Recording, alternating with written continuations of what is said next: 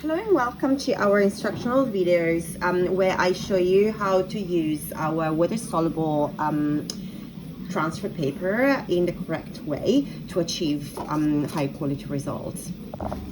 So you might have purchased from me either a small charms transfer paper or an actual full paper.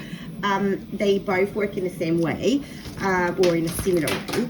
If you're using charms, so designs that need to be cut individually, you would just cut the actual transfer or the actual design that you want to use. For example, I want to use this one today, the little oyster.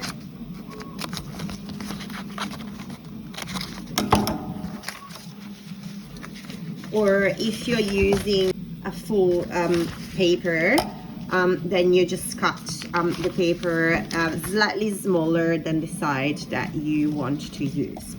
So I'm going to use this paper today.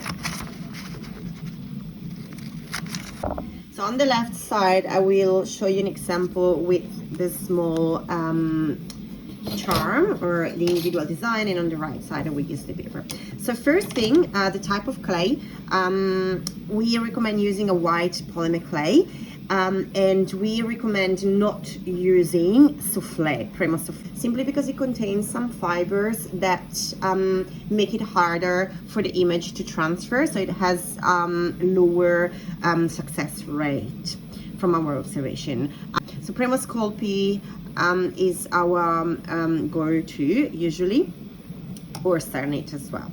So if you're working with an individual transfer, just pop it on your either on your piece of clay, or you can pop it directly to a cut out shape. So you could, for example, do this and just pop it on your charm. It doesn't matter, they work similarly. If you are working with the actual piece of paper, make sure that it's smaller than your clay. So that is a very fundamental step. So in either case, make sure that we don't want any part sticking out. Now press it down with your finger to make sure it completely adheres and popping out any possible air pocket. We want the design to adhere completely. And then use a roller to roll it down, even better. Then we want to sprinkle some water, just cold water on it. I'm just using this little pipe here. You can use anything that sprinkles water gently. We do not recommend popping it under the tap because sometimes the tap is hard to control and it can be too strong. Just dump the paper. Keep going until when you see that it's kind of all done, and you see the fibers that start dissolving, and you see the design that starts popping up.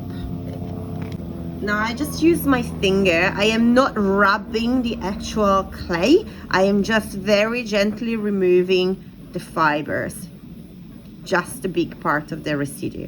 You don't have to clear it completely. Don't stress about it. We're gonna do that after baking. So just the big part of the fibers. With a wipe, just remove the excess. There is no need to rub the actual clay. I suggest using a maybe a paper towel or cloth that is dry to just remove a little bit of the excess of water, because we don't want to bake the clay with too much water. All right, we can now cut our shapes.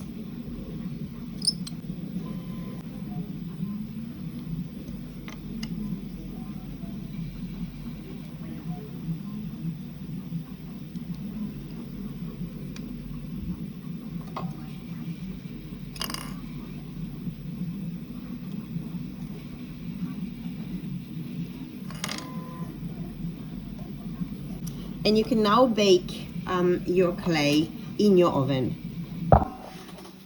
All right, so you can now wash your pieces. I'm putting just some more paper. You can pop them under the tap if you want. So this is baked clay. And then use a wipe, either cloth or baby wipe, to remove the remaining part of your paper. Now it's nice and bright, so you're removing all this kind of yellowish, brownish residue. And they're now ready to seal.